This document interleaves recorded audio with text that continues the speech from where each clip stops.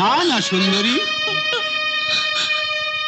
তোমার এই রূপ থাকতে তোমার দাদার জন্য তুমি জীবন দিতে যাবে কেন? আপনি কে? আমাকে তুমি চিনবে না সুন্দরী?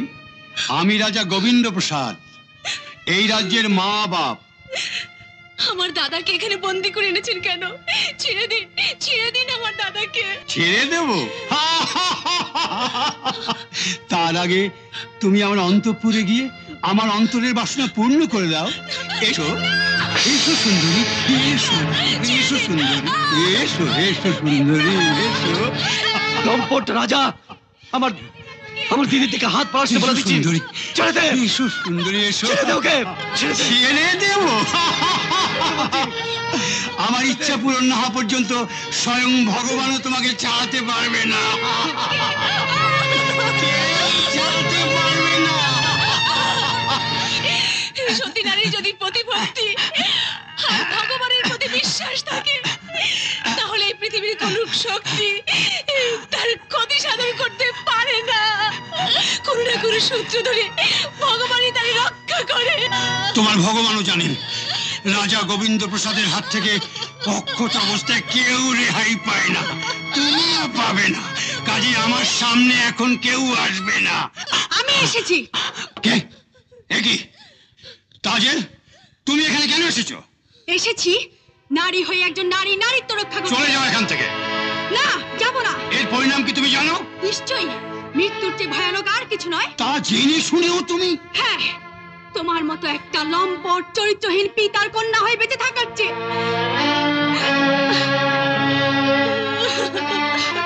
এই ব্যভিচারের প্রতিবাদ করে মরে যাওয়া অনেক ভালো। চুপ করো। ওই পাপ মুখে আমার নাম আর তুমি কোনোদিন উচ্চারণ করবে না। তোমার মতো পরশ্রী কাতর নরপশুকে আমি ওর পিতা বলে স্বীকার করবো না। তুমি আমাকে অপমান করছো। অপমান বোধ তোমার আছে? যদি থেকে থাকে তাহলে এক্ষুনি এই স্থান ত্যাগ করো, নইলে আমি নিজে গিয়ে সমস্ত রাজ্যময় ঢোল পেটিয়ে তোমার এই কলঙ্কের কথা প্রকাশ করব। না না তাজেল, তাহলে আর এক মুহূর্ত বিলম্ব না করে এখান থেকে চলে যাও। যাও।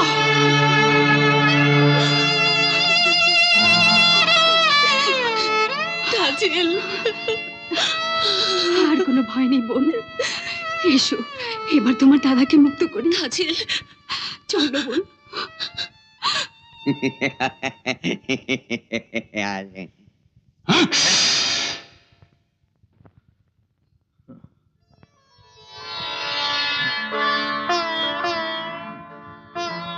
যাও বিজয়, তোমার দিদিকে নিয়ে শিগগিরই এই রাজ্য ত্যাগ করো। তাজেল, তুমি আমার ছেলে এত কষ্ট করলে? না বিজয়, আমি আর এমন কি কষ্ট তোমার জন্য করেছি? আমার চেয়ে আরো 1000 গুণ বেশি কষ্ট করেছেন তোমার দিদি। দাদা, দিদি, দাদা।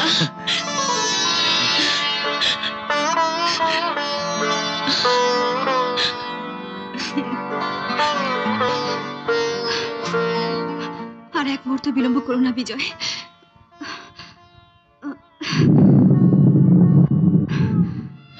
যাও। কিন্তু আর কোনো কিন্তু নয়, শিগগিরই পথ দিয়ে পালাও, নইলে বিপদ হবে। যাই বোন তাজিল, তোমার এত বড় উপকারের কথা আমাদের সারা জীবন মনে থাকবে। যাও বোন। চলো চলো।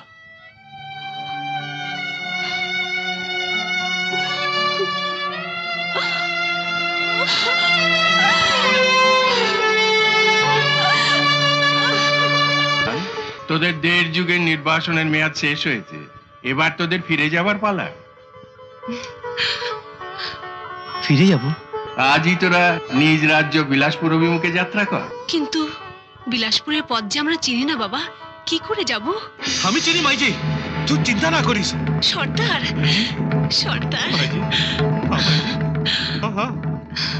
সতী নারীর গতি ওই ভগবানই করেন মা। বোম শঙ্কর, বোম বলে না।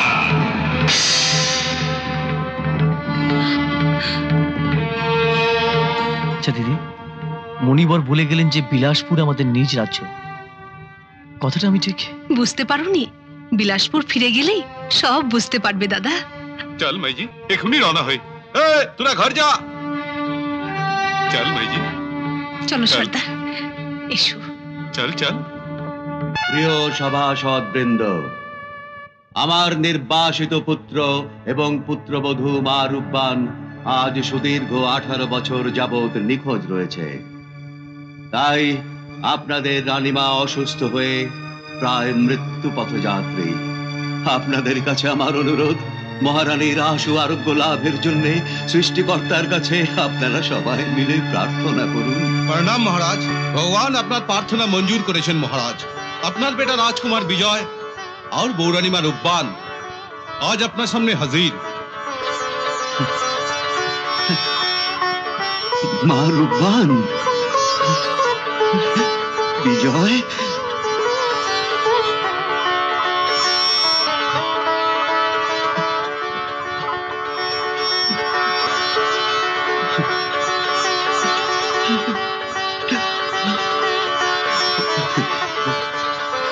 মহারাজ, সুদীর্ঘ 18 বছর পর মা রূপবান আর রাজকুমার বিজয়কে আমাদের কারোরই চেনার কথা নয়।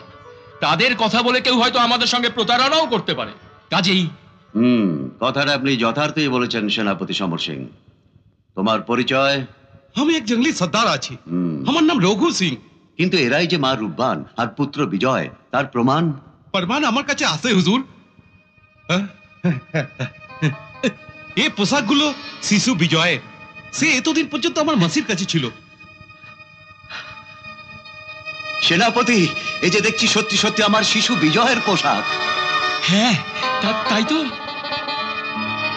আরো প্রমাণ আছে পিতা ঠাকুর, ছোটবেলায় আপনাদেরই দেয়া ওর গলায় এই মোহরদানা লকেট। হ্যাঁ হ্যাঁ সর্দার, পেয়েছি, সঠিক প্রমাণ আমি পেয়েছি। আমার মা রূপবান আর বাবা বিজয়কে আমি সঠিকভাবে ফিরে পেয়েছি। আয় বাবা, বুকে আয়, আয় বিজয়, বাবা, আয়, আয় বাবা, আমার বিজয়। কোথায় কোথায় আমার মা রূপবান, কোথায় আমার বাবা বিজয়, কোথায় কোথায় ওরা? এই তো রানী, এই দেখো তোমার মা। হ্যাঁ মা, মা, বাবা বিজয়, মা রূপবান, আমার বাবা, আমার বাবা, আমার বাবা, আমার বাবা। আমি এখন যাই মহারাজ এসো সর্দার, তোমার এই ঋণ আমি শোধ করতে পারবো না সর্দার, শোধ করতে পারবো না। আমি যাই মা রূপবান তোমাকে অনেক কষ্ট দিয়েছি সর্দার, তোমার যখন মন চায় আমাদের সঙ্গে দেখা করবে, আমাদের আশীর্বাদ করবে। ভগবান তোমাদের ভালো করবে মা, ভগবান তোমাদের ভালো করবে। সেনাপতি সমর সিং, মহারাজ, এই রাজ্যের ভবিষ্যৎ কর্ণধার আমার একমাত্র পুত্র বিজয় আজ তার নিজ রাজ্যে ফিরে এসেছে। তাই আমিও তার হাতে তার নিজ রাজ্যভার বুঝিয়ে দিয়ে বাকি জীবন নিশ্চিন্ত মনে বিশ্রাম নিতে চাই। এবং আজকের এই আনন্দ ঘন মুহূর্তে আমি স্বতঃস্ফূর্ত ভাবে ঘোষণা করলাম, এখন থেকে বিলাসপুর রাজ্যের মহারাজ আমার সুযোগ্য পুত্র বিজয় রায় চৌধুরী।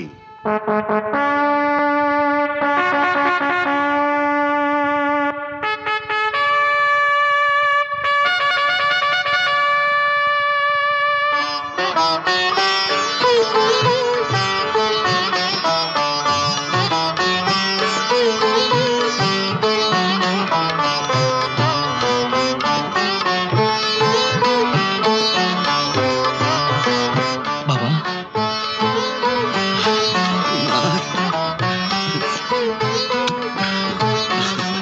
মহারাজ বিজয় কুমারে, মহারাজ বিজয় কুমারে, মহারাজ বিজয় কুমারে, মহারাজ বিজয় কুমারে।